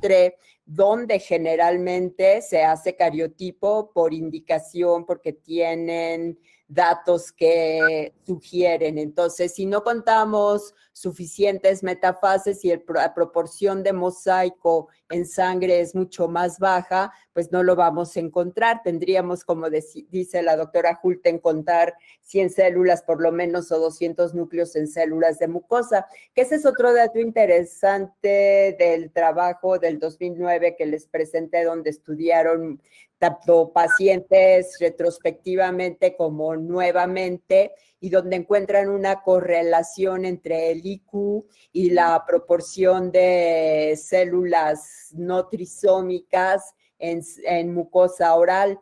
Entonces, por eso dicen que se puede establecer una correlación entre la proporción de células en mosaico en sangre, principalmente con la presencia o no de cardiopatía congénita, aunque recordemos también que lo estamos viendo, hay niños con síndrome de Down en los cuales aparentemente no hay cardiopatía congénita y desarrollan enfermedad cardíaca posteriormente, incluso en la vida adulta, ¿no? De hecho, hemos captado en el hospital, de hecho, el año pasado a Fanny le tocó hacerle FISH, un paciente de 70 años con síndrome de Down, ¿no? Que tenía incluso un rearreglo rarísimo del cromosoma 21 que ya no les pusimos, o hay otro paciente que estuvo en la tesis de uno de los residentes de hospital infantil, donde tenía fenotipo de síndrome de Down y con FISH en mucosas se encontró el mosaico con trisomía 21. Muy bien, gracias Alicia. Tenemos problemas para la comunicación con Estefanía, pero hay una pregunta que la voy a lanzar y no sé si tú la quieras contestar. Y puedo con todo gusto. David Cruz Robles menciona, bueno, primero que es un excelente blanco terapéutico, que un excelente blanco terapéutico sería aquel Mirna que tuvo un mayor número de interacciones fuertes con un gran número de genes que aquel que solo tuvo 2 interacciones con 2 genes. ¿Hay alguna explicación a esto? No, realmente está, o sea,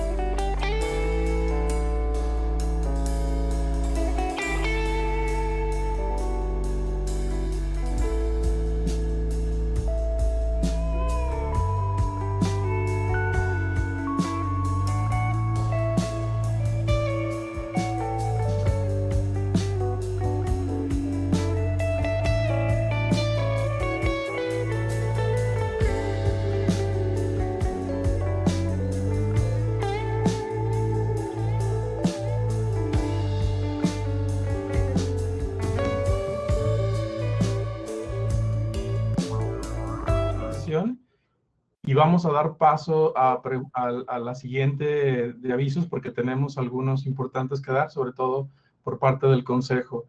Lamento las cuestiones técnicas, te agradezco Alicia la disposición y bueno, quedamos ya apalabrados para este simposio.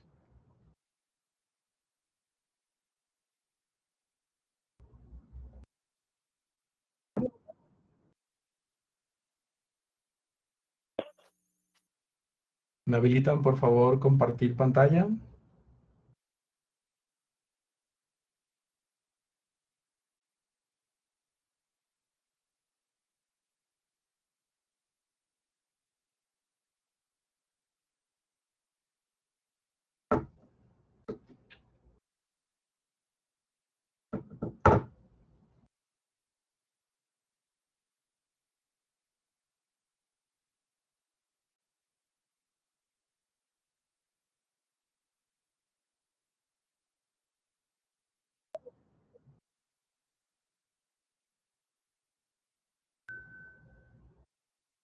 Vamos a dar unos segundos para habilitar la pantalla.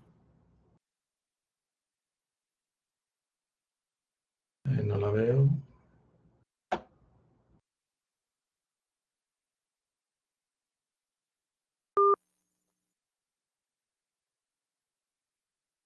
Listo.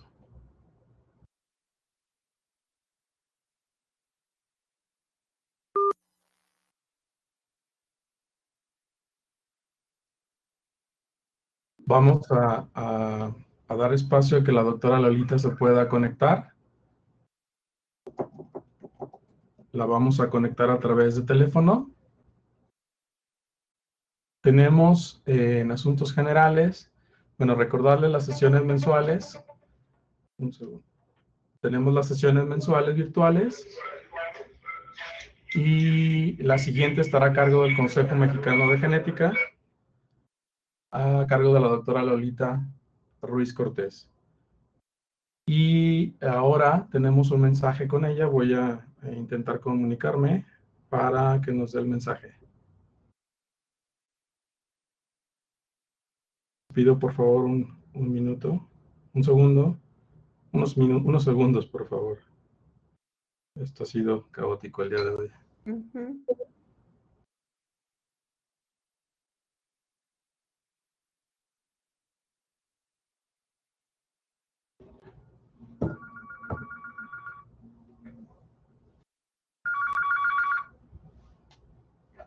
Bueno.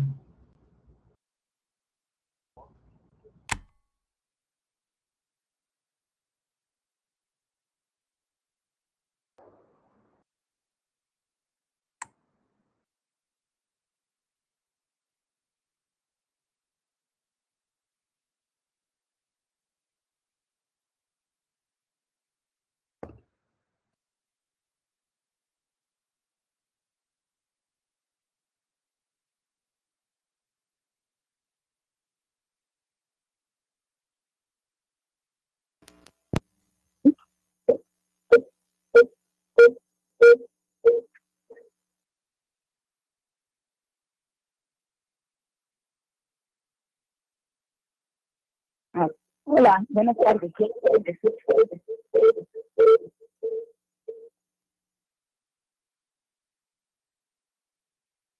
Buenas tardes. Buenas tardes a todos. Es un gusto saludarles a través de este medio. Espero que todos se encuentren bien de salud. ¿Sí? Agradezco a la Asociación Mexicana de Genética Humana el permitirme enviar este mensaje a través de sus plataformas.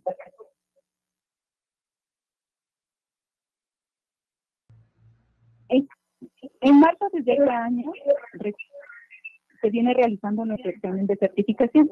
Este año, por la situación actual sanitaria, desafortunadamente no fue posible realizarla en forma presencial. Lo haremos de forma virtual. Pero para este proceso que se lleve a cabo de forma exitosa, requerimos que colaboren todos. En esta ocasión, pues necesitamos una colaboración y una comunicación continua. Desafortunadamente, hay algunos de los participantes con los cuales no hemos podido seguir comunicándonos de la forma que quisieran. Por lo tanto, le pedimos al doctor Elías que nos permitiera esta plataforma. Y para esto necesitamos el examen escrito, ¿sí? Requerimos que todos los aspirantes hayan realizado el examen simulador previo al examen del día viernes. Por favor, el día de mañana es el último día que se puede realizar este examen simulador.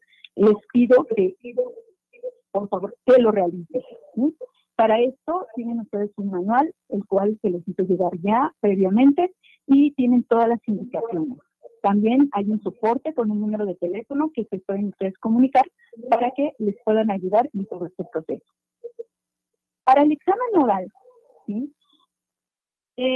Nos están apoyando con las plataformas son de servidores propios del equipo de soporte, y esto pues, nos ayuda con la secrecía y con todo lo que nosotros requerimos para este examen. No, ya tenemos, acabaron las preguntas, tanto a los aspirantes como a los te dejo porque las estoy contestando. Que nos están ayudando como sinodales, que por favor instalen el navegador Firefox y que por favor asistan a la capacitación previa, que es sumamente necesaria. ¿Sí? Sin esta capacitación no es posible tampoco presentar el examen ni apoyarnos como sinodales. Todo esto se está haciendo con la finalidad de evitar que haya contratiempos y que el proceso fluya para el beneficio de todos los participantes.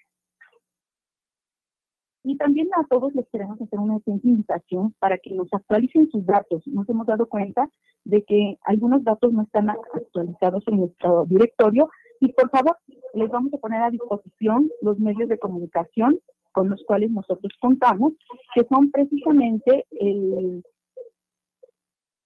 tenemos una página oficial en la cual ustedes pueden encontrar información, entre ellas pues, los diferentes tipos de cursos que estamos avalando.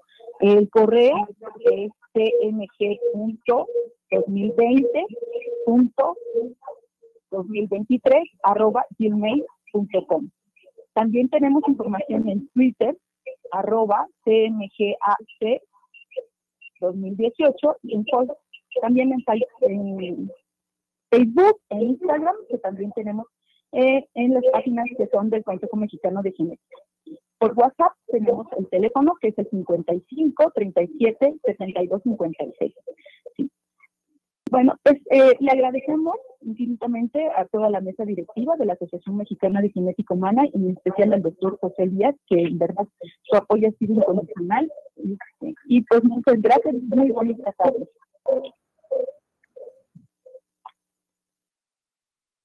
Gracias, Lolita. Gracias, Elia.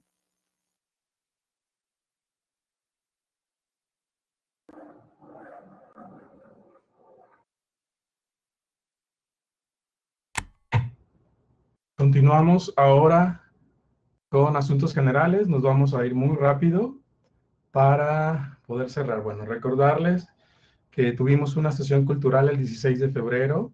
Tuvimos más de 120 participantes. Fue muy didáctica y esperamos prepararles sorpresas para más adelante.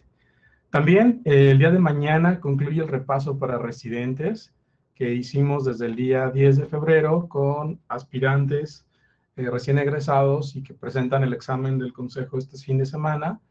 Estamos muy agradecidos con todos los ponentes que están aquí presentes. Me faltaron Alberto Ortega, Verónica Morán, Alan Cárdenas, que está presentando en unos momentos su presentación, Mayra Gallegos, que le toca cerrar mañana, y Betty de la Fuente, que estuve tan emocionado con su plática que no le tomé foto. A todos los profesores, muchas gracias. A los alumnos que nos han acompañado también.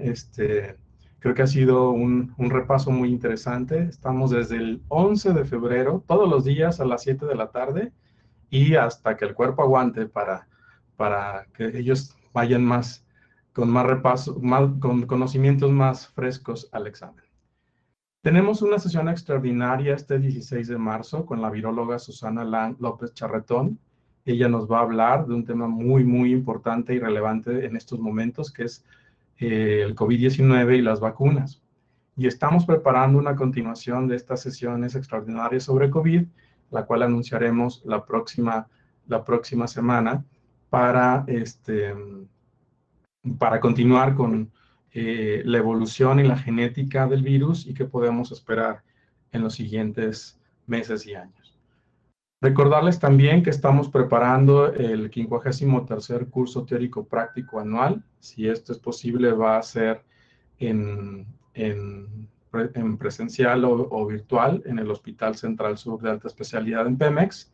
Va a ser del 7 al 11 de junio. Y el Congreso Nacional de Genética Humana, aquí tengo algo muy importante que mencionarles. Primero, tenemos abierta la propuesta de temas para organizar el Congreso. Ya tenemos el primer tema con Alicia. Y comunicarles también que hace 2 semanas el Centro de Convenciones de La Paz nos notificó que cerraba sus actividades de manera temporal, pero no tienen una fecha probable para reabrir, dependiendo de cómo las cosas se presenten. Bueno, en este momento, si tuviéramos la posibilidad de hacer el Congreso de manera presencial, no podría ser en La Paz y por lo tanto iniciaríamos negociaciones con la siguiente sede, que es la ciudad de Campeche. En caso de que no se pueda, bueno, trabajaremos en hacerlo virtual o un modelo híbrido, pero la fecha del Congreso es del 9 al 14 de noviembre de 2020. Finalmente, en relación a las cuotas de asociados de este año, a partir de ayer, 1 de marzo, están vigentes las cuotas oficiales para el año 2021. Están publicadas en la página y pueden consultarlas, las de ingreso y egreso, las de ingreso y de renovación de membresía. Como lo mencionamos, dimos los 2 meses de gracia para poder hacer pago con la cuota del año pasado. Al mes de febrero, al día 2 de febrero, teníamos 102 personas que habían pagado su cuota. Al día de hoy son 202 personas que pagaron su cuota. La mayoría lo hicieron antes del 28 de febrero. Les agradecemos que le hayan hecho su pago aprovechando la oferta de pronto pago. Y finalmente, recordarles nuestros datos de contacto. Nuestro teléfono 33 23 12 56 55. Me están diciendo que no se está viendo mi presentación, perdón. No voy a continuar, ya si nos vamos. No sé si la están viendo ahorita.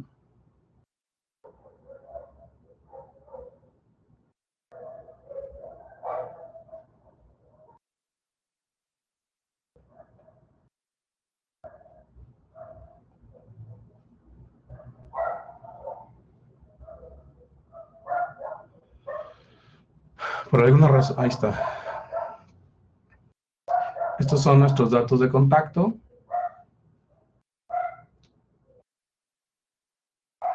$33 23 12 56 55. Nuestro correo de contacto en soporte. Nuestras redes sociales. Y finalmente, bueno, estamos en un mes importante para todos. Les agradezco a todos su paciencia por haber llegado a esta parte de la sesión. El día de hoy ha sido problemática la comunicación y la transmisión. Estaremos trabajando para que esto no vuelva a repetirse y nos disculpamos con todos ustedes por los inconvenientes que ocurrieron. Les prometo que no volverá a suceder y trabajaremos en que las sesiones sigan siendo tan dinámicas como han sido hasta la fecha. Les esperamos en la sesión extraordinaria del 16 de marzo y agradecemos a todos su participación. Muchas gracias a la maestra Alicia Cervantes, a la química Estefanía, y nos vemos en 2 semanas. Muchísimas gracias. Buenas noches.